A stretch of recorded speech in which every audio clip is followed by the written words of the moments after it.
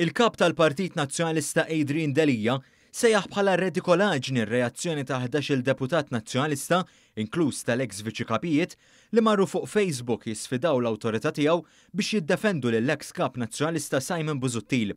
Intervista fil-programm In-Depth ta' The Malt Independent dwar il-kriżi fl-oppożizzjoni li ġabet magħha l-inkjesta Igrant, Delija saħaq li r-reazzjoni li beda l-eks viċi-kap nazzjonalista Mario De Marco fuq Facebook kienet redikola. Fl-opinjoni tiegħi hija redikola, ħalli nkun ċar, ma tantx inħobb indur mar-rewża, redikola illi minflok il-membri parlamentari tiegħi jiġu biex ikellmuni u nitħattu l-ewwel immorru fuq il-Facebook naħseb dik hija redikola. Fl-aħħar jiem 11 deputat nazzjonalista ħarġu għat-tabla ħabel kontra Delija li sejjaħ għas-sospensjoni tal-eks kap nazzjonalista mill-partit wara l-eżitu tal-inkjesta Igrant.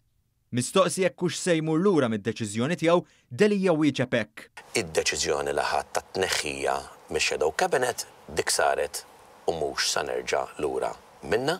Hawnhekk tafal ballun f'saqajn Simon Busuttil u qal li jrid ikun hu li jara jaċċettax l-istedina li saretlu biex jissospendi lilu nnifsu mill-partit. Issa Simon Busuttil irid jara u r-responsabilità li dejjem jabbi lil ħadd ieħor biha u x'sa jitabba biha u wkoll. Sostna li l-Partit Nazzjonalista intrabat ma' karru li telfu l-elezzjoni bil-kbir u l-Partit Nazzjonalista ma jistax jiqpa' marbut ma' dak il-karru.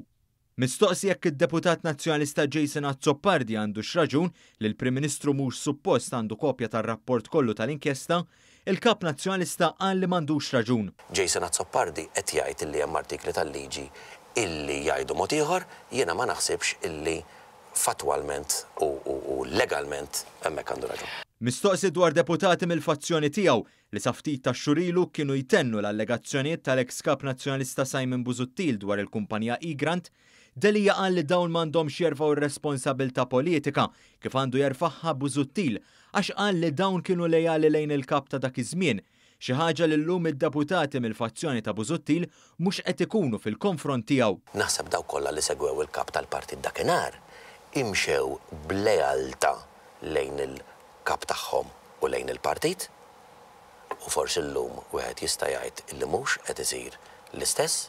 Mistoqsi dwar Pier Portelli li marant il-maġistrat b'dokumenti folozz, Delija iddefendih bil-istqar li dak iż-żmien ma kienx fil-Partit Nazzjonalista u ma kienx politiku.